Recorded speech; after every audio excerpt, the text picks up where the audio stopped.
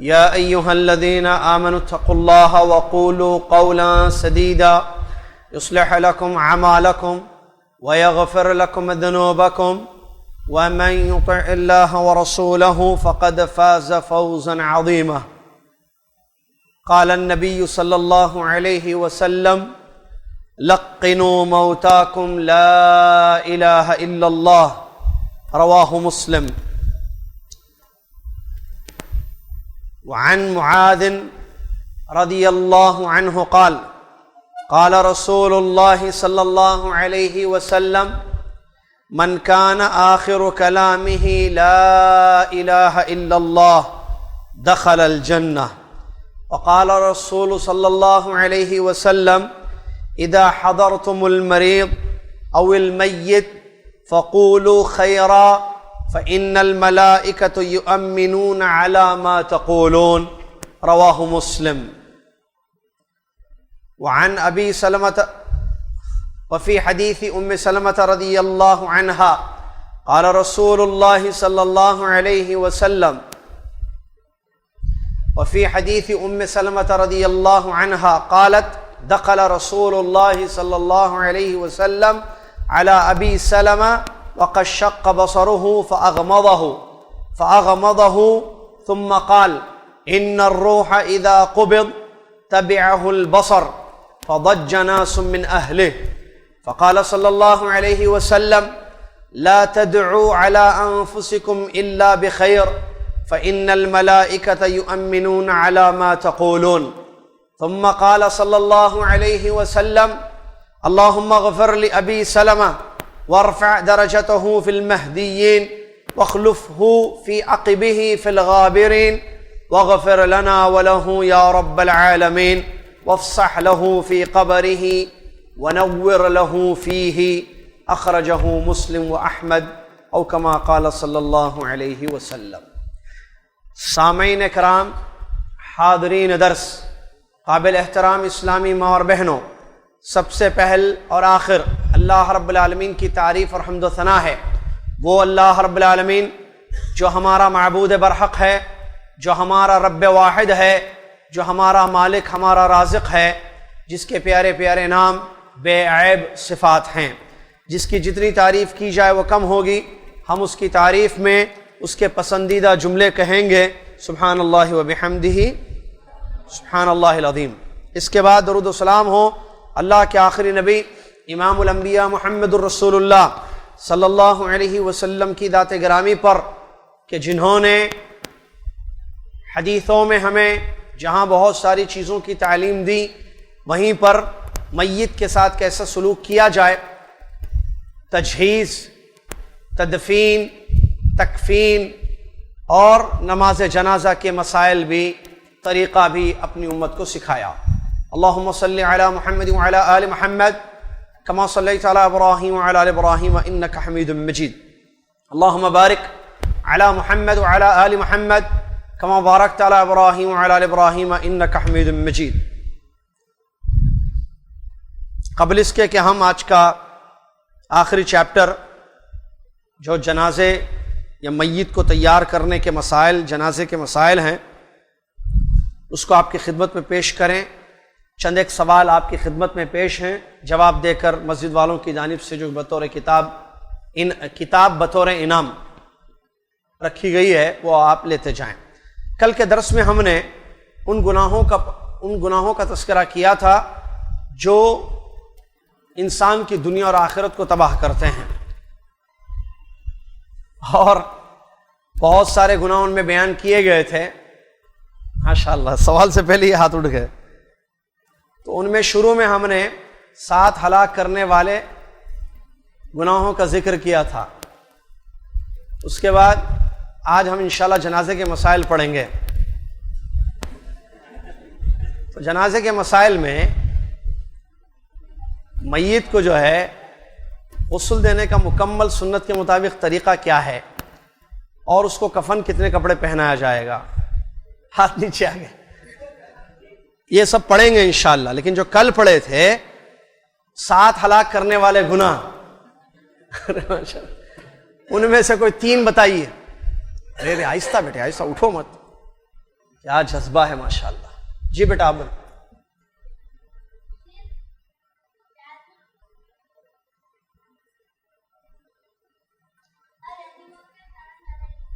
یتیموں کا یتیم کا مال کھانا. آئیے, شرک, جادو, یتیم کا مال کھانا. آپ تین بھی نہیں کرتے نا؟ شاید انگلش ہی میں ہے کتابیں, کوئی بھی ایک کتاب ملا کے, اردو انگلش. شاباش. جی تین بتائے. ارے اٹھ گئے آپ, چلیے بول دیجیے. ہاں بتا دیا بچہ تین بتایا, آپ بھی تین بتائیے. جی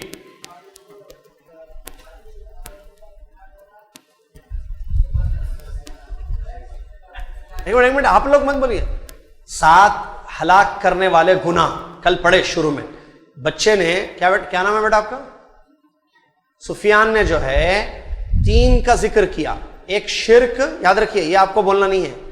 7 میں سے انہوں نے, سفیان نے 3 کا ذکر کیا. ایک شرک, دوسرا جادو, تیسرا کیا بولے بیٹے, یتیم کا مال کھانا.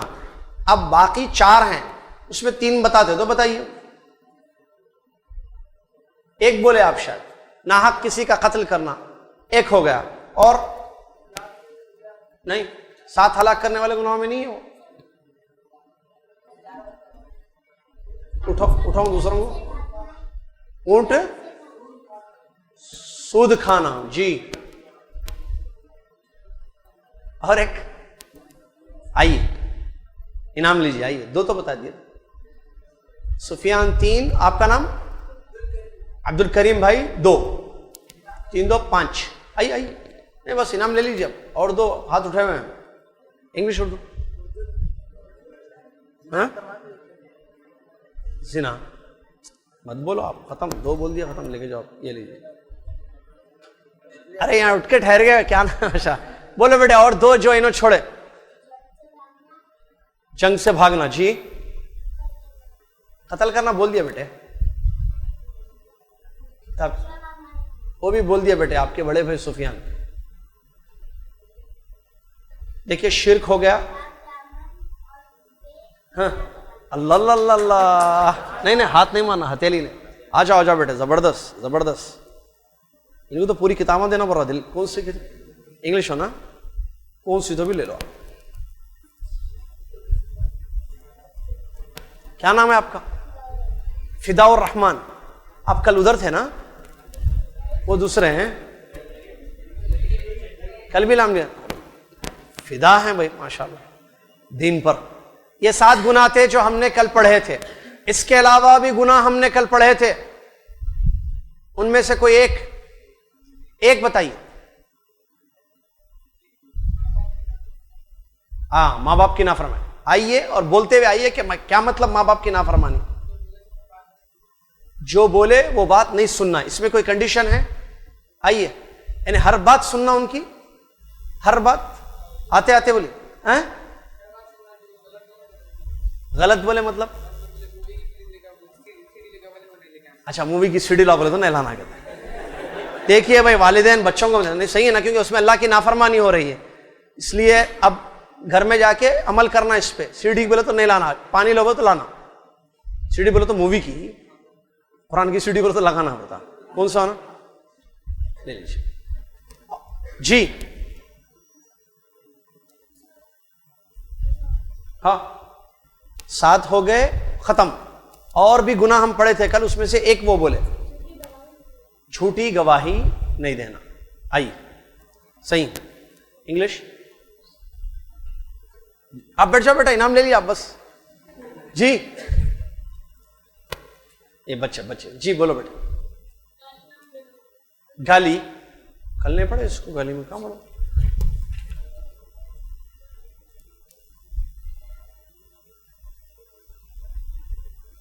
کل کہاں نہیں پڑھے تھے نا کل. جی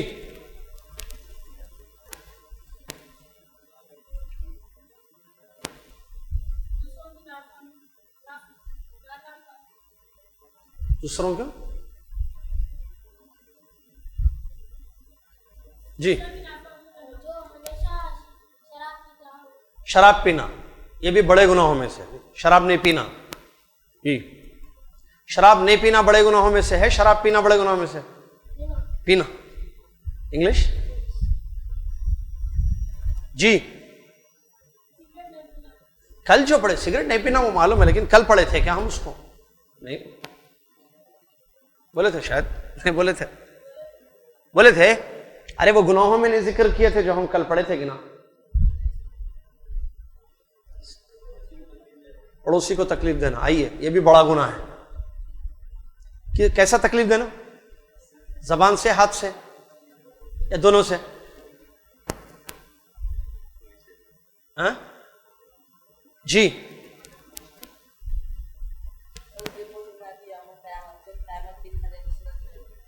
یہ تو حدیث کا ترجمہ سنا رہے. گناہ کیا ہے اس میں؟ الظلم ظلمات یوم القیامہ. ٹھیک ہے حدیث ہے. یہ گناہ کیا ہے اس میں جو اس حدیث میں ذکر کیا گیا ہے؟ نہیں حدیث پڑھے اس میں کیا ہے نہیں معلوم. ظلم قیامت کے دن اندھیرے کے صورت میں ہوگا. ٹھیک ہے یہ تو ترجمہ ہے حدیث کا. تو گناہ کیا ہے اس حدیث سے؟ کیا معلوم ہو رہا آپ کو؟ وہ بولو بیٹے ظلم نہیں کرنا بولو بس. وہ سمجھ آپ سمجھے حدیث کو. یہ بھی ہے یہ لے لیجیے جی. ہاں بیٹے چھوٹا بچہ اٹھا بولو بیٹا کیا بولا؟ شغل خوری کرنا. آئیے بیٹے صحیح جواب دیکھیں کل بتائے تھے یہ بھی. انگلش مالے بیٹا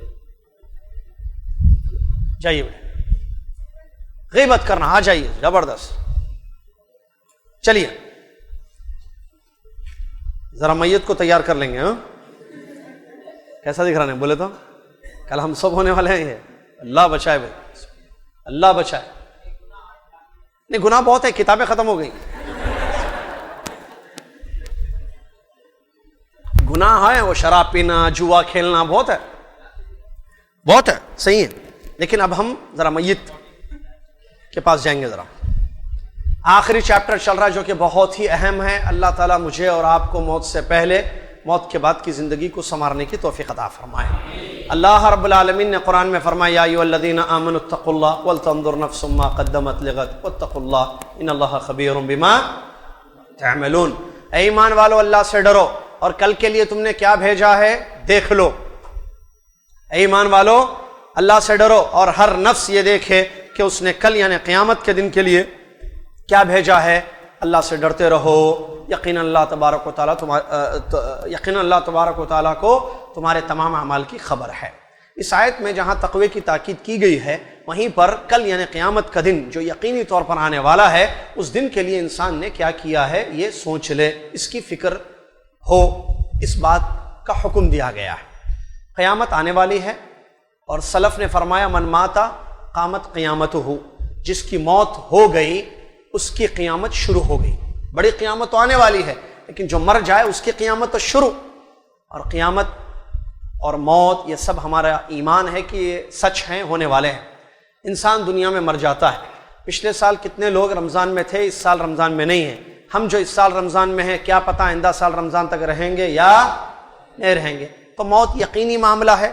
اسلام جو ایک کامل مذہب ہے, اسلام جو ایک کامل دین ہے, اللہ تعالیٰ نے فرمایا الیوم اکملت لکم دینکم, میں نے تم پر تمہارے دین کو مکمل کر دیا. تو اس دین کامل میں میت سے جڑے ہوئے مسائل بھی شامل ہیں جس کو اسلام نے تفصیلی طور پر بیان کیا. ایک آدمی کی وفات ہو جائے کیا کریں گے, اس کو چھوڑ دیں گے ایسے ہی؟ موت یقینی ہے, اس کو کیا کریں گے آخر, اس کے ساتھ کیسا سلوک کیا جائے. اب کیا کریں اس کو, جو ہمارا بھائی تھا یا ہماری بہن تھی, مسلمان بہن مسلمان بھائی مر گئے, تو اس کے لیے جو تجہیز المیت, میت کو تیار کرنا پہلے مرحلے تک پہنچانے کے لیے. قیامت کے مراحل میں پہلا مرحلہ کیا ہے؟ قبر.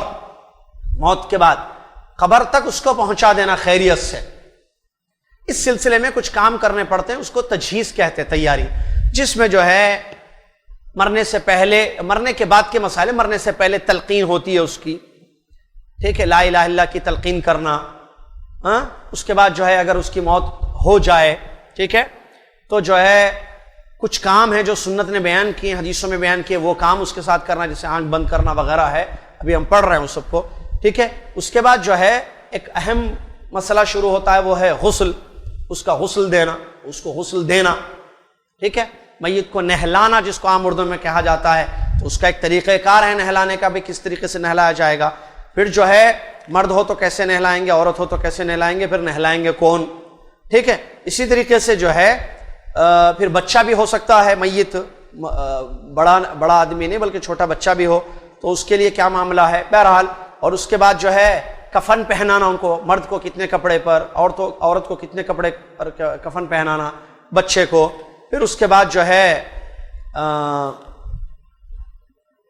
نماز جنازہ، یہ بھی ایک بڑا اہم مسئلہ ہوتا ہے کہ بھائی نماز جنازہ کون پڑھائیں گے، کیسے پڑھائیں گے، طریقہ کیا ہے پیچھے اگر نماز جنازہ پڑھی جائے، یا اس کا حکم کیا ہے۔ اس کے بعد آخری مسئلہ ہوتا ہے تدفین، دفن کرنے کے سلسلے میں کیا شریعت کے احکامات ہیں۔ اسی طریقے سے جب جو ہے اس کی قبر بنائی جائے گی تو قبر کیسی بنائی جائے، پختہ یا کہ سادہ، یا اس سلسلے میں کیا شریعت کی تعلیم ہے، یہ بھی سب آئے گا اس میں۔ اسی طریقے سے اب جانے والا تو چلا گیا، ٹھیک ہے، اب اس کے جو گھر والے ہیں ان کے ساتھ کیا معاملہ کیا، یہ وہ لوگ کیا کریں، ٹھیک ہے، پرسہ دینا ہے ان کو تو پرسہ کیسے دیا جائے گا، کتنے دن دیا جائے گا، اس کا کیا طریقے گا، وہ لوگ کیا کرنا، کیا میت کے لیے کچھ کرنا، 10واں 40واں کیا ہے وہ چہلم، برسی، سال اور بھی کچھ ہوتی، برسی معلوم ہے تو بولو، یہ سب چیزیں انشاءاللہ ہم پڑھیں گے۔ پھر آخر میں جو ہے کیا جو ہے میت کے قبر کی طرف ہم جا سکتے ہیں، میت کی یاد آ جائے تو کیا قبرستان کی زیارت کی جا سکتی ہے یا نہیں، یہ سارے مسئلے ہم انشاءاللہ اس چیپٹر میں پڑھیں گے۔ تو شروع کرتے ہیں، اور یہ سارے مسائل کو مصنف رحمۃ اللہ علیہ نے 12 نکات میں تقسیم کیا ہے۔ کتنے؟ 12 پوائنٹس ہیں۔ آج 6 پڑھیں گے، کل 6 پڑھیں گے انشاءاللہ، ٹھیک ہے۔ اس کے بعد انشاءاللہ آپ کو پروجیکٹر پر ہم ایک ویڈیو دکھائیں گے۔ کیا دکھائیں گے؟ ایک ویڈیو دکھائیں گے جس میں غسل دینے کا طریقہ اور کفن پہنانے کا طریقہ آپ دیکھیں گے، یہاں پڑھیں گے آج اور کل، اور اس کے بعد انشاءاللہ ایک دن مقرر کریں گے جس میں ہم دکھائیں گے۔ پھر آپ کا امتحان بھی ہے، وہ یاد ہے نا جی، یہ ساری چیزیں جاری۔ چلیے آج کے 6 مسئلے ہم پڑھ لیتے ہیں۔ اس میں پہلا مسئلہ مصنف رحمۃ اللہ علیہ فرماتے ہیں، اولا یشرع تلقین المحتضر لا الہ الا اللہ لقول النبی صلی اللہ علیہ وسلم لقنوا موتاکم لا الہ الا اللہ، رواہ مسلم۔ والمراد بالموتى في هذا الحديث المحتضرون وهم من ظهرت عليهم امارات الموت۔ فرماتے ہیں مصنف فضیلۃ الشیخ عبدالعزیز بن عبداللہ بن باز رحمہ اللہ، میت کو تیار کرنا یا اس کے نماز جنازہ کے متعلق جو مسائل ہیں ان میں سے پہلا مسئلہ محتضر، جان کنی کی حالت میں جو انسان ہوتا ہے اس کے لیے تلقین مشروع ہے۔ کس چیز کی تلقین؟ لا الہ الا اللہ کی تلقین۔ کیوں؟ اس لیے کہ نبی علیہ الصلوۃ والسلام کی حدیث ہے، آپ نے فرمایا لقنوا موتاکم لا الہ الا اللہ، اپنے مردوں کو لا الہ الا اللہ کی تلقین دو۔ اس حدیث کو امام مسلم رحمہ اللہ نے روایت کیا ہے۔ مردے سے مراد اس حدیث میں مردہ نہیں ہے، وہ آدمی ہے جس پر موت کی علامتیں ظاہر ہو چکی ہیں، جس پر موت کی علامتیں ظاہر ہو چکی۔ یہ پہلا مسئلہ تلقین۔ کیا ہے پہلا مسئلہ؟ تلقین۔ تلقین کس کو کہتے ہیں؟ آدمی محتضر ہوتا ہے، مرنے سے پہلے کچھ علامتیں ظاہر ہوتی ہیں اس کی، جیسے جو ہے ڈاکٹر کہہ دیتے ہیں کہ بھئی یہ ختم ہے، اب ان کو ہم نہیں بچا سکتے، یہ جانے والے ہیں، ختم اب، ٹھیک ہے۔ یا جو ہے کچھ چیزیں ظاہر ہو جاتی ہیں، جیسے بات چیت بند ہو جاتی ہے۔ محتضر جان کنی کا، سکرات کا عالم ہوتا ہے، جان کنی کا عالم ہوتا ہے، بات چیت تقریباً بند ہو جاتی ہے، مشکل سے جو ہے کچھ باتیں نکلتی ہیں اور وہ بھی سمجھ میں نہیں آتی کہ کیا بول رہے ہیں، ہاتھوں کی پیروں کی حرکت بند ہو جاتی ہے، ختم۔ اب گھر والے بھی سمجھتے ہیں، دیکھنے والے بھی سمجھتے ہیں کہ یہ آخری لمحے چل رہے ہیں ان کے۔ اللہ دے یہ اس چیز سے سب کو گزرنا، یہ بات یاد رکھیے۔ اسی لیے اسلام نے یہ حکم دیا کہ مرنے سے پہلے اس کی قیامت، مرنے کے بعد کی زندگی کے لیے تیاری کر لو۔ آدمی کل کی، پرسوں کی اور بیٹی کی شادی کی، بیٹے کی شادی کی، 2 سال بعد کی پلاننگ کرتے ہیں، زندگی کا بھروسہ نہیں، کب آنکھ بند ہو جائے، اب میں درس دے مر سکتا ہوں نہیں مر سکتا ہوں، نہیں بولنا کالی زبان، کہاں ہے کالی، سب کی زبان سب بیکار کی بات ہے، خواہش نہیں کرنا مرنے کی، لیکن میں بھی اب بھی مر سکتا ہوں، کل بھی مر سکتا ہوں، میں کب مر رہا ہوں مجھ کو نہیں معلوم، ٹھیک ہے، آپ کب مریں گے آپ کو نہیں معلوم، ٹھیک ہے، سب کو خواہش ہوتی زندہ رہنے کی، موت سے سب کو ڈر ہوتا، ہم اور خواہش ہوتی ہے کیا، سب کو ہے، لیکن کب کس کی موت آئے گی یہ تو اللہ ہی بہتر جانتا ہے، یہ ضروری نہیں ہے کہ بڈھا ہی مرے، معلوم ہے نا، بچے بھی مرتے ہیں، عورتیں بھی مرتی ہیں، جوان لوگ بھی مرتے ہیں، کھاتے کھاتے بھی مرتے ہیں، چلتے چلتے بھی مرتے ہیں، پیتے پیتے بھی مرتے ہیں، بیٹھے بیٹھے بھی مرتے ہیں، نماز پڑھتے پڑھتے مرتے ہیں، فلم دیکھتے دیکھتے بھی مرتے ہیں، پیتے پیتے بھی مرتے ہیں، لوگ کب کیسے مر جاتے ہیں اللہ اعلم۔ اسی لیے ایک بات یاد رکھنا، جب موت ہمیں نہیں معلوم ہے نا کیسی آئے گی، اب موت کب آئے گی ہمیں نہیں معلوم ہے نا، زندگی اگر اطاعت میں ہو تو موت کس پر آئے گی؟ اطاعت۔ زندگی اگر نافرمانی پر گزرے تو موت کس پر آئے گی؟ ایک آدمی روٹین بنا، روٹین بولتے ہیں نا آپ لوگ، لائف روٹین ایک آدمی بنایا، سگریٹ پینا، فلم دیکھنا، گالیاں دینا، اٹھنا، ادھر جانا، غنڈہ گردی کرنا، لائف وہی ہے اس کا، موت بھی ویسی جاتی ہے، یا تو پیتے ہوئے، یا تو گالی دیتے ہوئے، یا تو مارتے ہوئے مر جاتا۔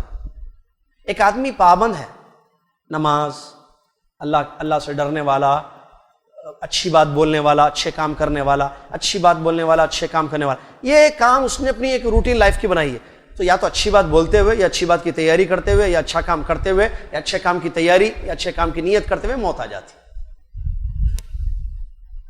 زندگی جیسے گزری موت ویسی آتی ہے، دیکھ لیجئے بھائی، بہت کم لوگ ہوتے ہیں جو چینج ہو جاتے ہیں اچانک، لیکن عام طور پر دیکھیں آپ، بے نمازی ویسے ہی مر جاتا ہوں، نمازی ہے، نماز کی حالت میں، نماز کو جاتے ہوئے، ایک نماز پڑھا، دوسری نماز کی تیاری تھی، نیت تھی، انتقال ہو گیا، صحیح ہے یا نہیں ہے؟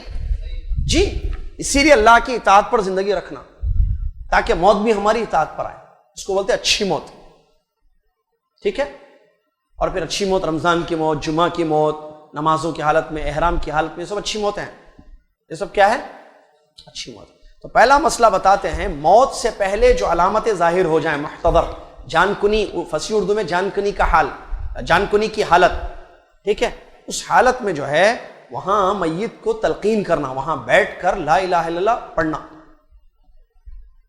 یا پڑھو بولنا۔ شیخ البانی رحمۃ اللہ نے لکھا کہ خود پڑھنا ہم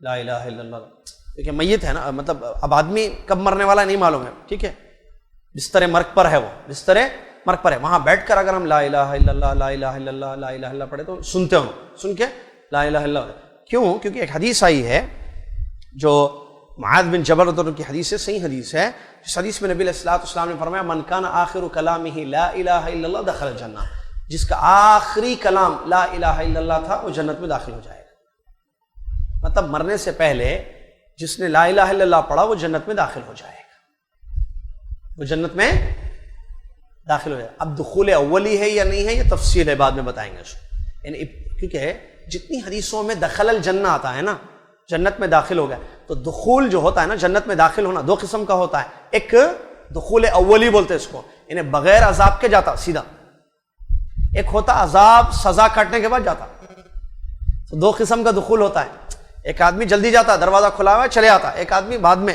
پہلے باہر پریشان ہوتا خوب، اس کے بعد جاتا، سمجھ رہے ہیں؟ داخل ہونے کے 2 طریقے ہوتے ہیں، دخل الجنہ، دخول، جنت کا دخول کیسے ہوگا؟ کچھ لوگ ایسے ہوں گے جو بغیر عذاب کے، بغیر جہنم کو دیکھے ہوئے سیدھے جنت میں داخل ہو جائیں گے، اللہ تعالیٰ مجھے اور آپ کو ان میں سے شامل فرما دے، آمین۔ کچھ لوگ ایسے ہوں گے جو پہلے سزا کاٹیں گے اپنے گناہوں کی، اس کے بعد جنم میں، کیونکہ شرک پر نہیں مرے تھے، دوسرے گناہ تھے، ان کی سزا کاٹ کے جائیں گے، تو دخول 2 قسم کا ہوتا ہے، یہ بھی ذہن میں رکھنا۔ جہاں جو بھی حدیث میں دخل الجنہ ہوتا مرتے چلے آتے نہیں سمجھنا، جہنم کے بغیر ہی چلے آتے بلکہ نہیں سمجھنا، جہاں جہاں دخل الجنہ کے الفاظ آئے ہیں، ٹھیک ہے، چلیے۔ تو اسی لیے نبی علیہ الصلوۃ والسلام کہ لا الہ الا اللہ پر موت ہونا، یعنی مرنے سے پہلے کلمہ پڑھ کر مرنا، یہ بہت بڑی اچھی بات ہے، بڑی نعمت ہے اللہ تعالیٰ کی، بڑی توفیق ہے اللہ تعالیٰ کی انسان کے لیے کہ وہ مرنے والا جو ہے لا الہ الا اللہ پڑھ کر مر جا رہا ہے، تو اس کو جو ہے تلقین کرنے کا مطلب جو بتایا گیا کہ وہاں بیٹھے ہوئے جو افراد ہیں وہ پڑھتے رہنا، لیکن اللہ ہدایت دے جو ہے یہ کم ہی عمل ہوتا ہے، مسئلے جو ہے کچھ اور ہوتے ہیں، سائن لینا، انگوٹھے لے لینا، جائیداد کے مسئلے، یہ سب کام کرتے ہیں لوگ، جا رہے ہیں جاتے جاتے دیکھے جاتے کہ نہیں دیکھے جاتے کہ لے لیتے ہیں ایسے سب چیزیں، یا محتضر حالت میں رہتے وہاں سائن یہ سائن سب گڑبڑ کر کے ختم ادھر ادھر سب پلاننگ کے ساتھ پورا ہوتا ہے. اللہ معاف فرمائے. ایک آدمی جا رہا ہے دنیا سے، اس کے ساتھ یہ سلوک کیا جاتا ہے، لے لیتے پوری چیزیں، کیونکہ اس کے ہاتھ میں ہے سب کچھ، زندگی بھر اپنے ہاتھ میں رکھا تھا وہ. ٹھیک ہے، پاور آف اٹارنی بھی کس کو بھی نہیں دیا تھا، اس کی سائن چاہیے تو مرنے سے پہلے یہاں سائن کر دو. اس کی حالت عجیب حالت ہے، اس کو کچھ بھی سمجھ میں نہیں آ رہا، بس سائن لے لیتے اس سے. دھوکے، اللہ بچا کے رکھے. یہ خیر الگ ایشو ہے. یہاں جو بتانا ہے، مرنے والے کے پاس اگر آپ ہیں، آپ محتضر کے پاس، تو آپ کو چاہیے کہ آپ کیا کریں؟ موت لا الہ الا اللہ کی تلقین. کیا ہے یہ لا الہ الا اللہ؟ اسلام کا پہلا رکن ہے، کلمہ ہے بہت بڑا، جو جنت میں جانے کی چابی ہے، جس کا صحیح اردو ترجمہ پڑھ لیے ہیں اس سے پہلے ہم. کیا ہے؟ حقیقت میں اللہ کے سوا کوئی معبود نہیں ہے. کہتے ہیں، مسلم شریف کی حدیث ہے، لقنوا موتاکم.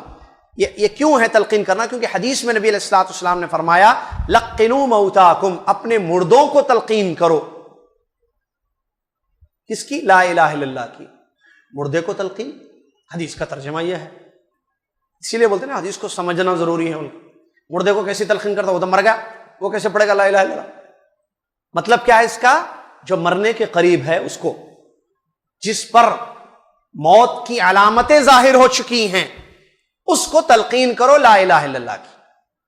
سمجھ میں آ رہا ہے؟ یہ مطلب ہے. جیسا کہ خود انہوں نے ذکر کیا ہے، اس حدیث میں مراد المحتضرون، جن کا موت کا وقت قریب آ چکا ہے یا جن پر علامتیں ظاہر ہو چکی ہیں.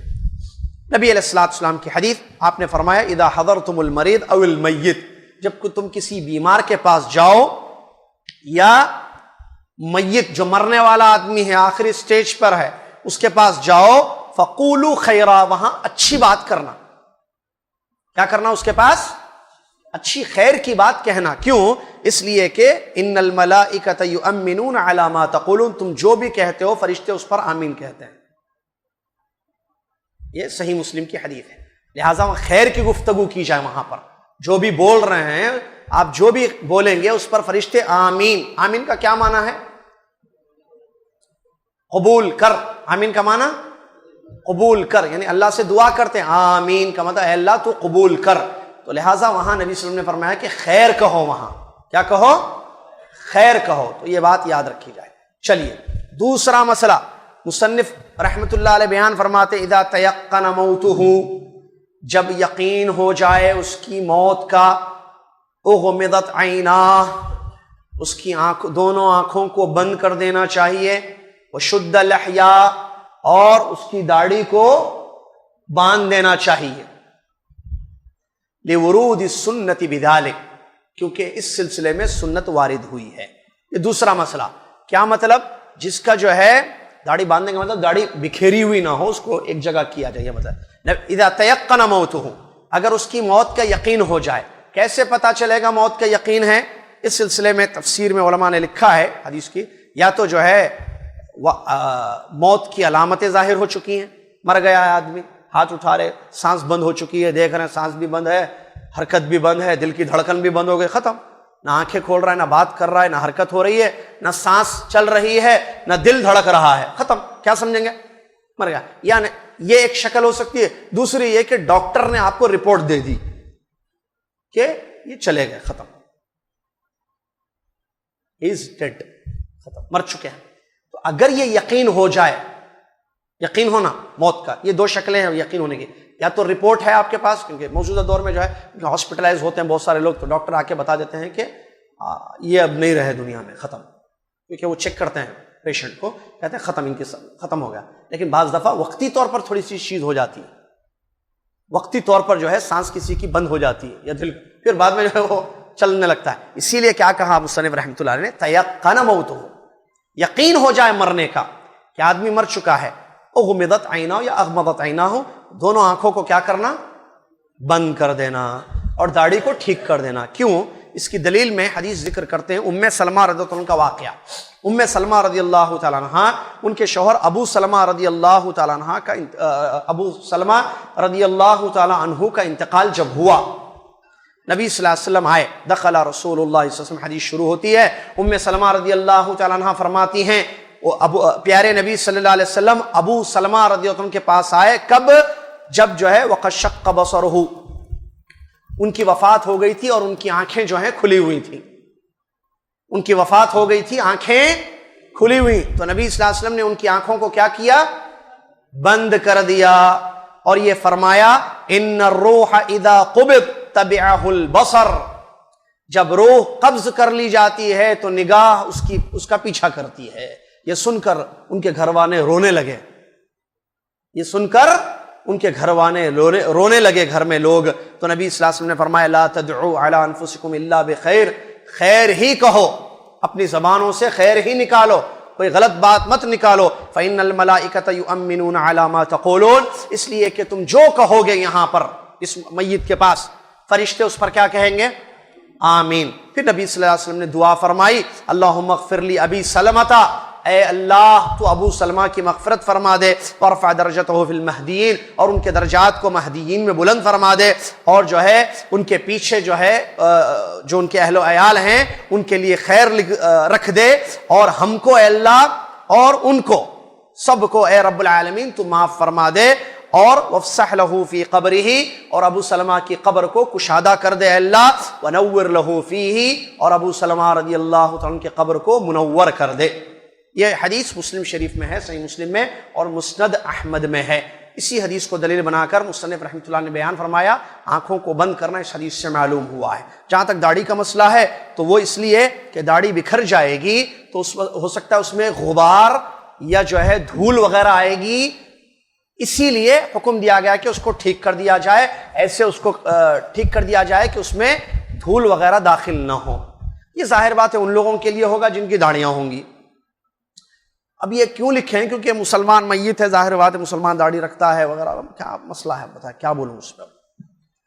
ایک حدیث البتہ بولوں گا میں، وہ بولنا بھی چاہیے نا بھائی، مسئلہ ہے تو۔ ام المومنین عائشہ رضی اللہ تعالیٰ عنہا فرماتی ہیں، یہ حدیث ذرا یاد رکھ لیجئے، ام المومنین عائشہ رضی اللہ تعالیٰ عنہا فرماتی ہیں اللہ تعالیٰ نے مردوں کو داڑیاں دے کر ہم پر فوقیت عطا کر دی، کیونکہ یہ چیز عورت نہیں کر سکتی۔ اللہ تعالیٰ نے مردوں کو داڑیاں دے کر ہم پر فوقیت عطا کر دی، لہذا داڑھی جو ہے، داڑھی سنت ہے واجب ہے؟ آج کے مسئلے میں بتاتا ہوں میں، آخر سنت یا واجب بتاتا ہوں۔ تو یہ دوسرا مسئلہ تھا جو میت کے ساتھ کرنا ہے۔ پہلا کیا ہے؟ مرنے سے پہلے اس کو تلقین کرنا، کس کی؟ لا الہ الا اللہ کی، یا لا الہ الا اللہ محمد رسول اللہ کی۔ کیوں؟ کیونکہ حدیث میں وہی ہے، چھینک یاد ہے الحمدللہ، یاد ہے چھینک الحمدللہ والصلاۃ والسلام علی رسول اللہ، عبداللہ بن عمر، یاد ہے؟ ہاں بس الحمدللہ، بس اشارہ کر دیا میں۔ چلیے دو چیزیں ہو گئی، پہلی چیز تلقین کرنا، دوسری چیز کیا کرنا؟ اگر موت کا یقین ہو جائے تو آنکھ بند کر کے داڑھی صحیح کر دینا۔ تیسری چیز یجب تغسیل المیت المسلم، مسلمان مردے کو غسل دینا واجب ہے۔ مسلمان مردے کو، مسلمان اگر مردے میت ہیں تو غسل دینا کیا ہے؟ واجب ہیں۔ چلیے الا، سوائے یہ کہ اگر وہ مسلمان جن کی وفات ہوئی ہے وہ معرکے میں اگر شہید ہوئے ہیں تو ان کو غسل نہیں دیا جائے گا، نہ ان کو جو ہے ان کی نماز جنازہ پڑھی جائے گی، اور ان کو انہی کے کپڑوں میں دفن کر دیا جائے گا، اس لیے کہ نبی صلی اللہ علیہ وسلم نے احد غزوہ احد کے جو شہداء تھے نبی صلی اللہ علیہ وسلم نے ان کو غسل نہیں دیا اور ان کی نماز جنازہ بھی نہیں پڑھی۔ دلیل جابر بن عبداللہ رضی اللہ تعالیٰ عنہ فرماتے ہیں کہ اللہ کے نبی صلی اللہ علیہ وسلم نے ارشاد فرمایا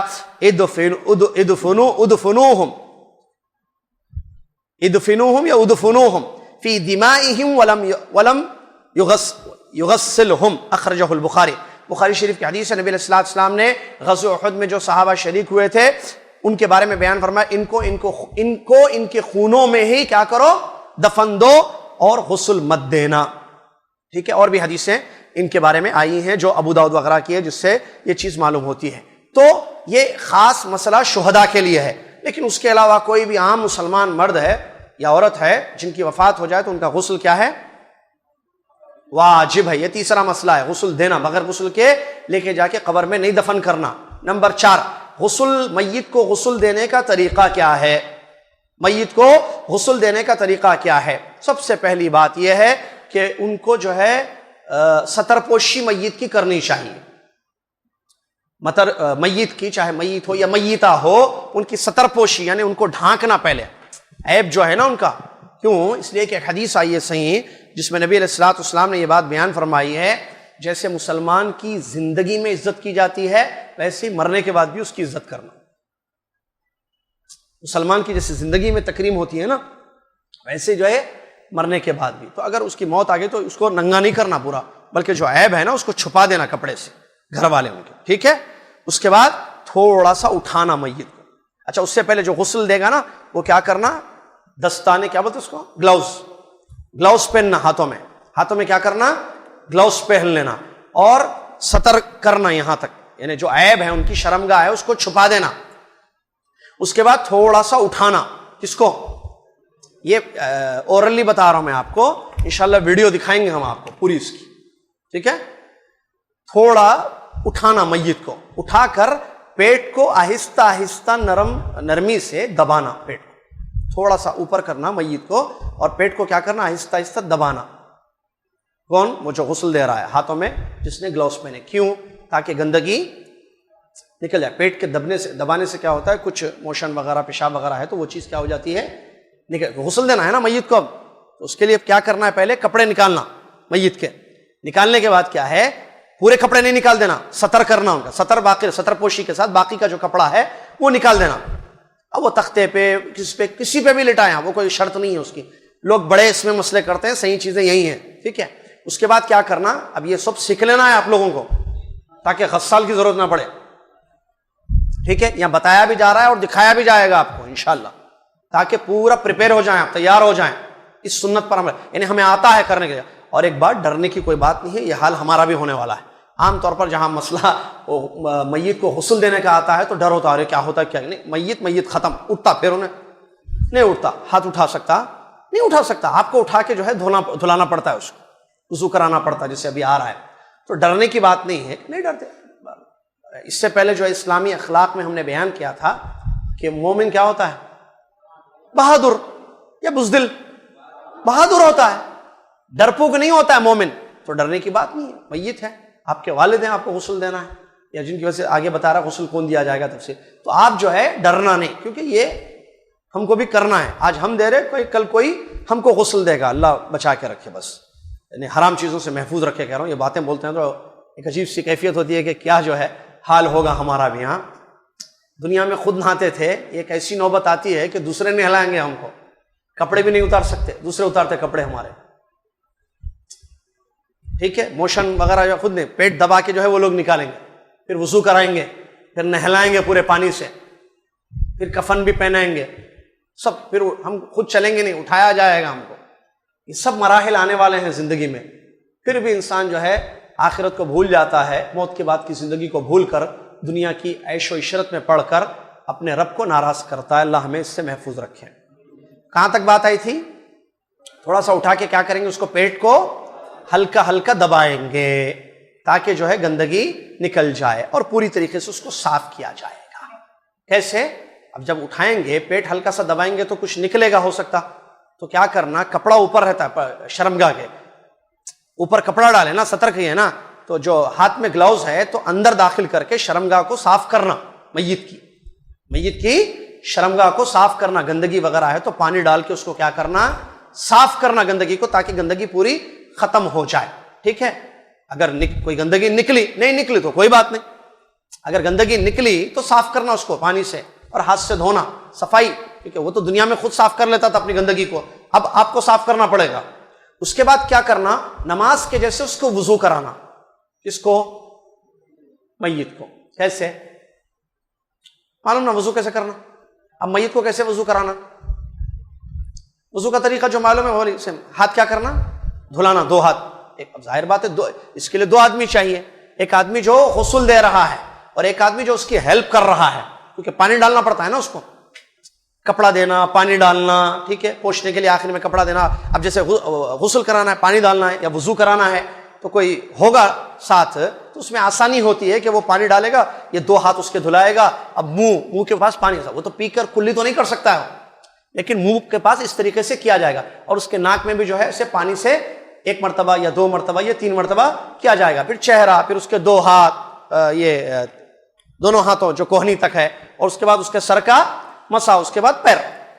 ٹھیک ہے، چلیے یہ ہوا. اس کے بعد فرماتے ہیں مصنف، یہ سب کی دلیلیں موجود ہیں حدیثوں میں، ہم تفصیلات میں نہیں جاتے ہوئے بتا رہے ہیں طریقہ جو انہوں نے میں. ثم یغسل رأسہ ولحیتہ بماء وسدر، پھر جو ہے بیر کے پتے اور پانی، یہ تو معلوم ہے شاید سب کوئی، جو پانی ہوتا ہے نا اس میں بیر کے پتے بھی ڈالنا چاہیے.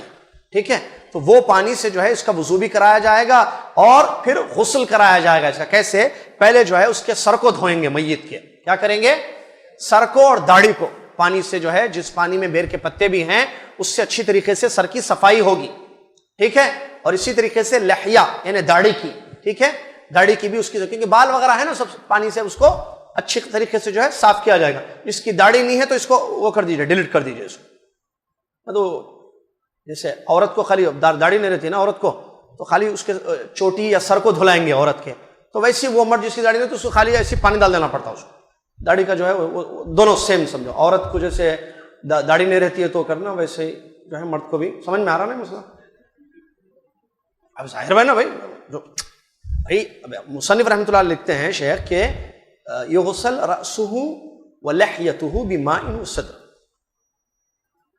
بیر اور پانی کے پتے سے اس کے سر کو اور داڑھی کو. سر تو رہتا ہے ہر ایک کا، ہر مرد کا. داڑھی ہر مرد کی نہیں رہتی، اصلی مرد کی رہتی تو رجال کی رہتی. تو بہرحال ویسا کرنا اس کا. ثم یغسل شقہ الایمن، پھر اس کا داہنا حصہ، اب یہ غسل ہو رہا ہے، طریقہ غسل بتایا جا رہا ہے. اس کا داہنا حصہ ہے نا، دایاں بازو، رائٹ سائڈ، اس کو دھوئیں گے پانی سے.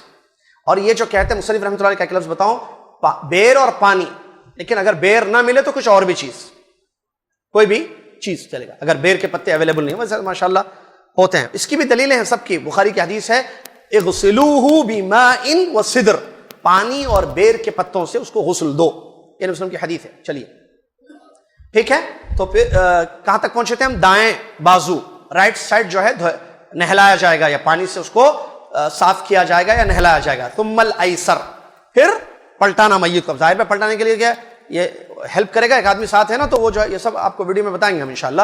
تو ایسے اٹھا کر جو اس کے دائنے طرف کے حصے، جیسے یہ ہے، یہ حصہ ہے نا، یہ پورا اس کو آدمی کو اگر رکھیں ہیں تو یہ رائٹ سائڈ ہے، یہ لیفٹ سائڈ ہے نا، تو باڈی کا جو رائٹ سائڈ ہے یہ پورا، یہ پہلے اس کو دھلانا پہلے، جس میں یہ سر تو پہلے دھو دیے، داڑھی بھی کا ہو گیا، یہ حصہ ہے باڈی کا، اور یہ ران اور پیر یہ دھلائیں گے اس کو پانی سے. اچھا، اس کے بعد پھر اس کو ایسے پھر کروٹ کریں گے تاکہ لیفٹ حصہ اس کو اوپر آ جائے، تو یہ حصہ لیفٹ حصہ پورا اس کو دھلایا جائے گا. کذالک، اسی طریقے سے ایسے ہی دھلاتے رہیں گے ہم اس کو، ایک مرتبہ یا 2 مرتبہ یا 3 مرتبہ ہمیشہ جو ہے. اور ہر مرتبہ جو یا 1 یا 2 یا 3 کہہ رہے ہیں، اس کی دلیل بھی ذکر کی گئی ہے. بخاری مسلم کی حدیث ہے، نبی علیہ السلام نے فرمایا 3 مرتبہ یا 4 مرتبہ، 3 مرتبہ یا 5 مرتبہ یا 7 مرتبہ، طاقت جو ہے نا 1 یا 3 یا 5، اس طریقے سے پانی سے غسل دو. کب تک؟ جب تک کہ تمہیں پتہ نہ چلے کہ اس کی صفائی مکمل ہو نہ گئی ہو. اور کہتے ہیں مصنف رحمۃ اللہ علیہ، یمر فی کل مرۃ یدہ، یا یمر فی کل مرۃ یدہ علی بطنہ، ہر مرتبہ، یعنی ایک مرتبہ نہلائے، پھر دوسری مرتبہ پانی نہلائے، پھر تیسری مرتبہ، ہر مرتبہ اس کے پیٹ کو جو ہے ہلکے سے دبایا جائے گا، تاکہ کچھ گندگی باقی رہ گئی ہے جو شروع میں دبانے سے نہیں نکلی ہو. یہ حرکت ہو رہی ہے نا، اب رائٹ سائڈ لیفٹ سائڈ دھو رہے ہیں اس کو، تو اس وجہ سے اس کی کچھ گندگی ہو تو وہ بھی نکل جائے.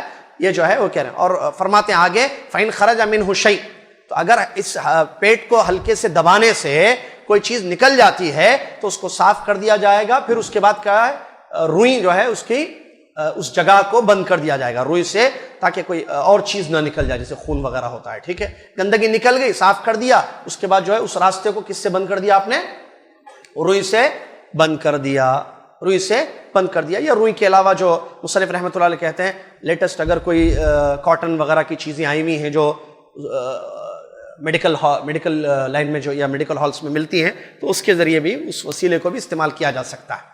اس کے بعد جب وَيُعِيدُ وُضُوءَهُ، مصنف رحمۃ اللہ فرماتے ہیں یہ نہلانے کے بعد، اس کے بعد پھر اس کا وضو کرایا جائے گا. ایک مرتبہ شروع میں کرائے تھے نا، اس کے بعد نہلائے اس کو پورا، نہلانے کے بعد اس کو دوبارہ وضو کرایا جائے گا. اس کے بعد دیکھا جائے گا اگر 3 مرتبہ غسل دینے سے پانی سے اس کی پوری صفائی ہو گئی ہے تو ٹھیک، ورنہ جو ہے 5 تک غسل دیں گے ہم طاقت، یعنی اور 2 مرتبہ ایکسٹرا غسل دیا جائے گا اس کو، مطلب پانی سے، سیم ایسے ہی جو بتایا گیا طریقہ. اگر 5 مرتبہ میں دیکھتا ہے آپ کو نظر آ رہا ہے کہ نہیں مکمل صفائی ہو چکی ہے اس کی، کوئی چیز باقی نہیں ہے، تو ٹھیک ہے، ختم غسل، نہیں تو 7 مرتبہ بھی اس کا غسل دیا جا سکتا ہے۔ یہ جو ہے مصنف رحمۃ اللہ علیہ بیان فرماتے ہیں، جیسا کہ پیارے نبی علیہ السلام کے ساتھ کیا گیا، مسند احمد کی حدیث میں یہ چیز موجود ہے۔ اس کے بعد کیا کریں گے؟ ثم ينشفه بثوب، ایک کپڑا لے کر اس کو پونچھا جائے گا۔ غسل ہو گیا تو پانی ہے نا پورا، اس کو کیا کریں گے؟ جیسے خود اپن جب نہاتے ہیں کیا ویسے میت کو کیا جائے گا، نہلانے کے بعد کیا کرتے؟ توال سے پوچھ لیتے نا اپنی باڈی کو، اپنے جسم کو، سر کو، سب کو، ویسے میت کے ساتھ کیا جائے گا۔ اس کے بعد جو اس کے جوڑ ہیں میت کے، وہاں جو ہے خوشبو رکھی جائے گی، اور سجدے کی جگہ پر بھی۔ سجدے کی جگہ کیا ہے؟ یہ پیشانی، یہاں بھی، اور جوڑ سے مراد کیا کیا ہیں؟ یہ ہے، یہ جوڑ ہیں، یہ بغلے ہیں، اور یہ کیا بولتے اس کو، گھٹنے کے نیچے کا جو حصہ ہوتا ہے، یہ بھی جوڑ ہے نا، یہ گھٹنے کے 2 گھٹنوں کے حصے جو جوڑ ہے، یہ جوڑ ہے، یہ 2 بغل جوڑ ہے، یہ حصہ یہ جوڑ ہے۔ یہاں کیا کریں گے؟ خوشبو لگائیں گے۔ سبحان اللہ، میت کو تیار کیا جا رہا ہے، دیکھیں تو خوشبو لگائیں گے، اور اسی طریقے سے، اور اس کی بھی سب کی دلیلیں موجود ہیں، ٹھیک ہے، جیسے کہ نبی صلی اللہ علیہ وسلم کے ساتھ کیا گیا، اور عبداللہ بن عمر رضی اللہ تعالیٰ عنہ کی حدیث سے بھی یہ ثابت ہے۔ جہاں تک سجدے کی جگہ کا، تو اس کی وجہ بتاتے علماء کہ یہ اس کی تکریم کے لیے، کہ یہ نمازی تھا، پابند تھا، تو اس کی سجدے کی جو جگہ جیسے پیشانی ہے وہاں بھی خوشبو لگایا جائے گا۔ مصنف رحمۃ اللہ علیہ فرماتے ہیں یہ تو کرنا ہے، اگر کوئی شخص پورے بدن کو خوشبو لگانا چاہے تو بھی یہ چیز جائز ہے، اس میں کوئی حرج نہیں ہے، جیسا کہ عبداللہ بن عمر رضی اللہ عنہ کی حدیث سے معلوم ہوتا ہے۔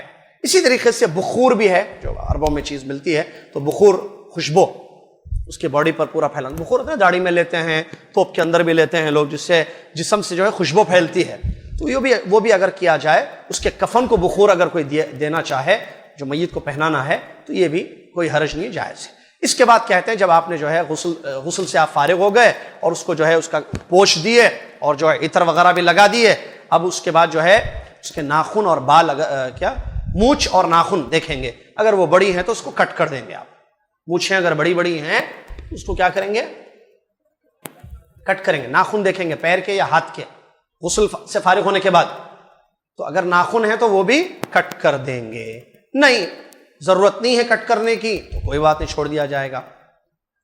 البتہ کنگھی اس کے بالوں پر نہیں کی جائے گی، چاہے داڑھی ہو یا سر کے بال ہو۔ اسی طریقے سے ناف کے بال اس کے صاف نہیں کیے جائیں گے، اسی طریقے سے اور کوئی حرکت اس قسم کی نہیں کی جائے گی۔ مثال کے طور پر وہ اس کا ختنہ نہیں ہوئی تھی مسلمان کی، تو کہتے ہیں مصنف رحمۃ اللہ علیہ کہ اس کی ختنہ بھی نہیں کریں گے ہم، کیوں؟ اس لیے کہ اس کی کوئی دلیل نہیں ملتی ہے، کہتے ہیں مصنف رحمۃ اللہ علیہ، شیخ بن باز رحمۃ اللہ فرماتے ہیں ان چیزوں کی دلیل، یعنی کنگھی کرنے کی، سر کو یا داڑھی کو، اسی طریقے سے ناف کے بال نکالنا یا ختنہ کرنا، یہ سب چھوڑ دیا جائے گا، کیونکہ اس کی دلیل نہیں ملتی ہے، اس کی دلیل نہیں ملتی ہے۔ جہاں تک عورت کا تعلق ہے تو اس کے بالوں کی 3 چوٹیاں بنا کر اس کے پیٹھ کے پیچھے ڈال دیا جائے گا، جیسا کہ ام عطیہ رضی اللہ عنہ کی حدیث سے ثابت ہے، جس حدیث کو امام بخاری، امام مسلم رضی اللہ تعالیٰ عنہما نے بیان فرمایا، امام بخاری، امام مسلم رحمہم اللہ نے، رضی اللہ عنہ میں بولنا جائز ہے، کوئی حرج نہیں ہے، رحمہم اللہ نے کی حدیث سے ثابت ہے، جس میں ام عطیہ رضی اللہ عنہ فرماتی ہیں کہ ہم نے جو ہے 3 چوٹیاں بنا کر پیچھے ڈال دیا تھا، جیسا کہ نبی صلی اللہ علیہ وسلم نے ہمیں حکم دیا تھا۔ کتنے مسئلے ہوئے؟ کتنے ہوئے؟ 4۔ کیا ہے؟ پہلا، یاد رکھنے کے لیے بول رہا ہوں، 12 میں سے 6 پڑھنا ہے، 4 ہو گئے۔ نمبر 1 تلقین، کس چیز کی تلقین کریں گے؟ آہستہ آہستہ، کس کو؟ جو مر چکا ہے یا مرنے کے قریب ہے، 1۔ نمبر 2، اگر موت کا یقین ہو جائے تو آنکھ بند کر دینا اور داڑھی ٹھیک کر دینا۔ نمبر 3، مردے کو غسل دیں گے۔ 4 کیا ہے؟ تیسرا مسئلہ پڑے تھے، اگر مردہ جو ہے شہید نہ ہو تو اس کا غسل واجب ہے، ایسے بولنا، اگر مردہ مسلمان میت، مردہ نہیں میت بولو نا، اچھا دکھتا، مردہ بولو عجیب دکھ رہا، حالانکہ جائز ہے، وہ بھی ورڈ اردو کا ہی ہے، میت بولو نا ذرا اچھے ورڈز۔ مسلم میت ہے، اگر مسلم میت اگر شہید نہ ہو، ایسا رہنا، امتحان بھی آ رہا نا آپ لوگوں کو، مسلم میت اگر شہید نہ ہو تو کیا کریں گے؟ ایسا سینٹنس بولنا۔ تھرڈ مسئلہ، پہلا مسئلہ تلقین، دوسرا مسئلہ آنکھ بند کرنا، تیسرا مسئلہ غسل دینا واجب ہے، اگر میت شہید نہ ہو تو، یہ جملہ کافی ہے. مطلب کیا؟ شہید ہو تو غسل نہیں دینا، شہید نہ ہو تو غسل دینا. تین ہو گیا. چوتھا غسل کا طریقہ جو سنت سے ثابت ہے، اس طریقے پر غسل دیں گے. کسی کو یاد ہے یا بعد میں؟ کل انشاءاللہ. کتنے ہو گئے؟ 4. پانچواں کہتے ہیں تکفین المیت، میت کو کفن دینا، میت کو کفن پہنانا. اب کفن پہنانے کا طریقہ کیا ہے؟ تو اس سلسلے میں مصنف رحمۃ اللہ علیہ فرماتے ہیں الافضل ان یکفن الرجل 3 اثواب بیض لیس فیها قمیص ولا عمامہ کما فعل بالنبی صلی اللہ علیہ وسلم. قالت عائشة رضی اللہ تعالی عنہا ان رسول اللہ صلی اللہ علیہ وسلم کفن فی 3 اثواب یمانیہ بیض سعولیہ الى آخر الحدیث.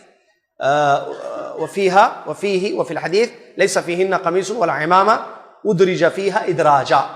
چلیے 5ویں مسئلے میں مصنف رحمۃ اللہ علیہ بیان فرماتے ہیں تکفین، کفن پہنانا میت کو. اس کے لیے افضل یہ ہے کہ اگر میت جو ہے مرد ہو تو ان کو 3 سفید چادروں میں یا 3 سفید کپڑوں میں کفن پہنانا چاہیے. کتنے میں؟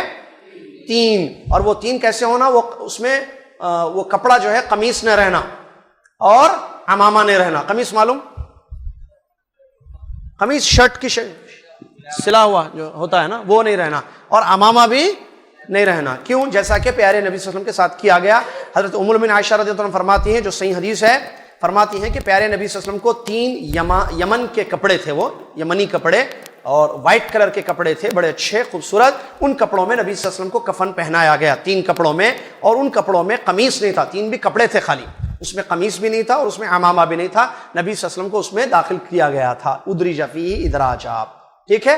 چلیے تو اس طریقے سے یعنی 3 کپڑوں میں ایک اس کا بھی طریقہ بتائیں گے انشاءاللہ آپ کو ویڈیو میں. ایک کیا ہوتا ہے اوپر کے حصے میں، ایک نیچے کے حصے میں سروال کی شکل میں، جیسا لنگی پہنتا ہے آدمی. 2 ہو گئے نا. اچھا کون سا؟ تیسرا پورا. اس کے بعد یہاں اس کو ایسے سر سے پاؤں تک. تیسرا ایک جو ہے اوپر کے حصے میں، ایک نیچے کے حصے میں. 2 ہو گئے. تیسرا کپڑا پورا رہے گا جس کو موڑ دیا جائے گا یہاں اوپر اور پیروں کے پاس. ٹھیک ہے.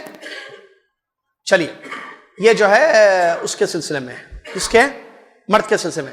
عورت کا جہاں تک مسئلہ ہے، کتنے کپڑوں پر کفن پہنا جائے گا عورت کو؟ 5. اس کی کیا شکلیں ہوں گی؟ ایک درع ہوگی جو میکسی کی شکل میں ہوتی ہے، ایک. نمبر 2 اوڑھنی، دوپٹہ یا اوڑھنی. نمبر 3 شلوار. اور نمبر 4 اور 5 2 کپڑے، 2 چادریں. تو یہ 5 ہوں گے. نمبر 1 میکسی کی شکل میں، درع جس کو بولتے ہیں عربی میں. نمبر 2 دوپٹہ اوڑھنی بالوں کے لیے. ٹھیک ہے. نمبر 3 شلوار. اس کے بعد 2 چادریں اور ہوں گی وائٹ، جس سے جو ہے پورا ان کو کفن پہنایا جائے گا. جہاں تک بچے کا تعلق ہے، اگر بچہ میت ہو تو مصنف رحمۃ اللہ علیہ بیان فرماتے 1 کپڑے سے لے کے 3 کپڑے تک لڑکے کو کفن پہنایا جائے گا. 1 کپڑے میں بھی چھوٹا بچہ ہے. ٹھیک ہے. بالکل اس کو 1 میں بھی کر سکتے ہیں یا 2 میں بھی کر سکتے ہیں یا 3 بھی کر سکتے ہیں بچے کو. ٹھیک ہے. 1 یا 2 یا 3. جہاں تک بچی ہے چھوٹی تو کہتے ہیں قمیص اور 2 چادریں. چھوٹی بچی اگر مر گئی تو ایک اوپر سے پہنائیں گے اور 2 چادروں میں پورا اس کو لپٹ دیں گے. اس کے بعد مصنف رحمۃ اللہ علیہ فرماتے ہیں، ذرا غور سے سنیے، واجب کیا ہے؟ تمام میتوں میں، مرد ہو یا عورت ہو یا کیا ہو، بچہ ہو، سب کے لیے 1 کپڑا واجب ہے. کیا ہے واجب؟ سنت یہ ہے کہ مرد 3 عورت کو 4، لیکن واجب کیا ہے؟ 1 تو. اور وہ بھی کیسا ہونا؟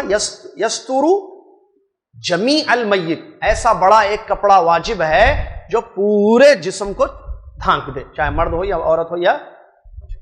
لیکن اذا کان المیت محرما، اگر کہتے ہیں اگر احرام کی حالت میں کسی کی وفات ہو گئی میت کی تو 2 چادریں احرام کی ہوتی ہیں، تو اس کا مسئلہ کیا ہے؟ تو فرماتے ہیں مصنف رحمۃ اللہ علیہ اس کو پانی اور بیر کی پتی سے غسل دیا جائے گا، اور اس کو ازار اور چادر جو ہے جو اس کے جسم پر ہے اسی سے جو ہے اس کو کفن پہنایا جائے گا. اس کے سر کو نہیں ڈھانکا جائے گا. کس کے؟ یہ ذرا خاص کیس ہے. کون سا؟ وہ لوگ جو عمرہ یا حج کرنے کے لیے گئے ہیں اور حالت احرام میں ان کی وفات ہو گئی ہے، ان کے لیے ایک مسئلہ خاص یہ ہے کہ ان کے سر کو نہیں ڈھانکا جائے گا اور نہ ان کے چہرے کو ڈھانکا جائے گا، اور ان کو خوشبو بھی نہیں لگایا جائے گا. جو عام میت کو ہوتا ہے نا, سر ڈھانکنا ہے عام میت کا, اور چہرہ بھی ڈھانکنا ہے عام میت کا. عام میت جو محرم حالت احرام میں نہیں ہے, اور خوشبو بھی لگانا ہے جیسے ابھی تھوڑی دیر پہلے. لیکن احرام کی حالت میں اگر وفات ہوئی تو یہ کاموں سے, ہم 3 کاموں سے اپنے آپ کو بچائیں گے. میں 3 کام نہیں کریں گے اس کے لیے, نہ سر ڈھانکیں گے اس کا, نہ چہرہ ڈھانکیں گے, نہ خوشبو لگائیں گے. کیوں؟ اس لیے کہ قیامت کے دن وہ لبیک پڑھتا ہوا اٹھے گا. اللہ اکبر. اس لیے کہ نبی صلی اللہ علیہ وسلم نے بیان فرمایا, سنیے حدیث عبداللہ بن عباس رضی اللہ تعالیٰ عنہ کی حدیث ہے, بینما رجل واقف بعرفہ اذ وقع عن راحلتی فوقصته. کیا ہوا؟ عرفات میں ایک واقعہ ہوا تھا, صحیح بخاری صحیح مسلم. عرفات میں ٹھہرتے ہیں نا لوگ, دعائیں کرتے ہیں, تو ایک آدمی کھڑا ہوا عرفات میں دعا کر رہا تھا حالت احرام میں. عرفات میں سارے حاجی حالت احرام میں ہوتے ہیں. تو کیا ہوا, وہ اپنی اونٹنی سے گر گیا, وہ اونٹنی سے گر گیا اور اونٹنی نے اس کو کچل دیا, وہیں اس کی وفات ہو گئی. تو پیارے نبی صلی اللہ علیہ وسلم کے پاس بات گئی, تو نبی علیہ السلام نے فرمایا, سنی حدیث, یغسلہ بماء وصدر وکفنہ فی ثوبین. نبی صلی اللہ علیہ وسلم نے فرمایا پانی اور بیر کا پتا ملا کر اس کو غسل دو, اور 2 چادروں میں 2 کپڑوں میں اس کو کفن پہناؤ. ولا تحنتوا, خوشبو مت لگاؤ. اور ایک روایت میں ہے کہ اس کو خوشبو مت لگاؤ اور اس کے سر کو مت ڈھانکو, اس کے چہرے کو مت ڈھانکو. فإنه يبعث يوم القيامة ملبيا, اس لیے کہ قیامت کے دن وہ لبیک پڑھتا ہوا اٹھے گا. اس حدیث کو امام بخاری امام مسلم رحمہ اللہ نے روایت کیا. کیوں؟ اچھی حالت میں اس کی موت ہوئی ہے, اور حالت احرام میں سر ڈھانکنا, چہرہ ڈھانکنا مرد کے لیے, خوشبو لگانا کیا ہے؟ منع ہے. تو میت بھی ہو جائے تو اس کو چھوڑ دیں گے ہم, یہ چیزیں اس کے ساتھ نہیں کیا جائے گا. چلیے, اسی طریقے سے آگے مصنف رحمۃ اللہ فرماتے ہیں, اگر عورت حالت احرام میں اس کی وفات ہو گئی ہو تو اس کو بھی خوشبو نہیں لگایا جائے گا, اور اس کے چہرے کو نہیں ڈھانکا جائے گا, اور اس کے ہاتھوں کو نہیں ڈھانکا جائے گا, جیسے کہ اس کا ذکر اس سے پہلے گزر چکا ہے. کتنے مسئلے ہو گئے؟ 5. آخری مسئلہ آج کے درس میں, چھٹا, حق الناس بغسلہ. اب یہ غسل دینے سب سے زیادہ حق کس کا ہے؟ سنیے غور سے. کون جو ہے میت کو غسل دے گا, مرد ہو یا عورت؟ یا اسی طریقے سے کون نماز جنازہ پڑھائے گا؟ اسی طریقے سے کون دفن کرے گا؟ غسل, نماز اور دفن, اس کا حق زیادہ کس کے پاس؟ شریعت کی روح سے. اگر کسی میت نے کسی کے لیے وصیت کی ہو تو, سیدھے سے میت نے وصیت کی, جیسے مرنے سے پہلے انسان زندگی, دیکھو اگر میں مر جاؤں تو میرا غسل فلاں صاحب دینا. آدمی بول رہا ہے فلاں مولانا میرا غسل دینا, فلاں میرے دوست غسل دینا, وصیت ہے اس کی, تو وہی حق اس کا زیادہ ہے. یا عورت نے کہا کہ میری فلاں بیٹی میرے کو غسل دینا اگر مر جائے تو, یا فلاں بیٹی میرے کو جو ہے غسل دے گی, یا میری بہن غسل دے گی, یا میری خالہ غسل, کوئی بھی وصیت ہے, وصیت سمجھتے ہیں نا. تو جس کو وصی کہتے ہیں, اس کو وصی, تو جن کے لیے وصیت کی گئی ہے وہی غسل دیں گے. سب سے پہلا حق انہی کا ہے. اور مرد ہو تو نماز جنازہ بھی پڑھانا انہی کا مسئلہ ہے, عورت تو نماز جنازہ نہیں پڑھائے گی اگر وصیت نہیں کی کسی نے. اچھا, وصیت کے متعلق سنیے, دلیل دیتے ہیں. جیسا کہ ابو بکر صدیق رضی اللہ تعالیٰ عنہ نے وصیت کی تھی کہ ان کی بیوی ان کو غسل دے گی, اور وہ ہیں اسماء بنت عمیس الخثعمیہ رضی اللہ تعالیٰ عنہ. ابو بکر صدیق رضی اللہ عنہ کی وصیت تھی کہ میری وفات کے بعد مجھے غسل میری بیوی دے گی, تو اسی پر عمل ہوا. یہ حدیث کہاں ہے؟ موطا امام مالک, معلوم امام مالک رحمۃ اللہ کی کتاب ہے موطا, اس میں. اسی طریقے سے انس ابن مالک رضی اللہ عنہ نے بھی وصیت کی تھی کہ ان کو ابن سیرین غسل دیں گے رحمہ اللہ. انس ابن مالک رضی اللہ عنہ نے ابن سیرین کے متعلق وصیت کی تھی کہ وہ غسل دیں گے, تو یہ بھی دلیل ہے اس بات کی. اسی لیے شیخ بن باز رحمۃ اللہ فرماتے ہیں اگر میت نے وصیت کی ہے کسی کے لیے تو وہی زیادہ حق رکھتا ہے کہ اس کو غسل دے گا اور نماز جنازہ پڑھائے گا. اگر نہیں ہے تو والد فرسٹ. کون ہے؟ مرنے والے کے والد, مرد کی بات ہے. والد نہ ہو تو دادا. ایسا ہو سکتا والد نہ ہو دادا ہو سکتا. دادا اچھا کھائے ماشاءاللہ, اللہ نے زندگی رکھی تھی ان کی, والد کا انتقال ہو گیا, بچے کے دادا ہیں. ایک آدمی مر گیا جس کے والد کا انتقال ہو گیا پہلے ہی, دادا ہیں. اگر وصیت نہیں ہے تو غسل کون دیں گے؟ دادا غسل دے سکتے ہیں, دے سکتے ہیں. طریقہ معلوم ہونا, لیکن مسئلہ ہوئی ہے جو بھی ہوتا ہے. یا نہیں ثم الاقرب فالاقرب, یا اس کے قریبی رشتہ دار جو ہے, جیسے بیٹا, والد بھی نہیں ہے دادا بھی نہیں ہے, بیٹا ہے کیا, بیٹے کا بیٹا ہے کیا, اس طریقے سے جو قریب سے رشتہ دار ہیں وہ غسل دیں گے اور نماز جنازہ پڑھائیں گے۔ یہ کس کے بارے میں ہے؟ فی حق الرجل، مرد کا اگر مسئلہ ہے۔ اگر عورت کا معاملہ ہے تو اگر عورت نے کسی کے لیے وصیت کی تھی تو وہ سب سے زیادہ حق رکھتی ہیں کس چیز کا؟ غسل دینے کا۔ غسل اگر وصیت نہیں کی کسی عورت نے تو ماں، مرنے والی کی ماں دیکھا جائے، ماں نہیں ہو تو دادی، دادی نہ ہو تو پھر عورتوں میں جو قریب سے رشتے ہیں ان کو دیکھا جائے گا۔ اس کے بعد مصنف رحمۃ اللہ علیہ فرماتے ہیں کیا میاں بیوی ایک دوسرے کو غسل دے سکتے ہیں؟ جی ہاں، فرماتے ہیں کہ بالکل، وَلِلزَّوْجَيْنِ أَن يُغَسِّلَ أَحَدُهُمَا الْآخَرَ، میاں بیوی کو غسل دے سکتا ہے، بیوی میاں کو بھی غسل دے سکتی ہے۔ دلیل سنیے، ام المؤمنین عائشہ رضی اللہ عنہ کی حدیث ہے، فرماتی ہیں لو كنت استقبلت من امری ما استدبرت ما غسل النبی صلی اللہ علیہ وسلم غیر نسائه، اگر ہمیں پہلے ہی معلوم ہو جاتا تھا تو ہم جو ہے نبی صلی اللہ علیہ وسلم کو غسل دینے کی اجازت نہیں دیتے ان کی بیویوں کے علاوہ کسی اور کے لیے۔ یہ ابو داؤد اور ابن ماجہ کی حدیث ہے۔ اسی طریقے سے دوسری حدیثیں بھی ہیں دلیل، جیسے کہتے ہیں کہ ابو بکر صدیق رضی اللہ عنہ کو، جیسے کہ ابھی میں نے بیان کیا، حدیث سے ثابت ہے کہ ابو بکر صدیق رضی اللہ عنہ کو ان کی بیوی اسماء بنت عمیس الخثعمیہ رضی اللہ تعالیٰ نے غسل دیا تھا۔ کون ہے یہ اسماء بنت عمیس الخثعمیہ؟ بہت پہلے زمانے میں مکہ میں انہوں نے اسلام قبول کیا تھا اور اپنے شوہر جعفر رضی اللہ عنہ کے ساتھ انہوں نے ہجرت کی تھی۔ پھر جعفر رضی اللہ عنہ جب شہید ہو گئے تو ابو بکر صدیق رضی اللہ تعالیٰ عنہ نے ان سے شادی کی۔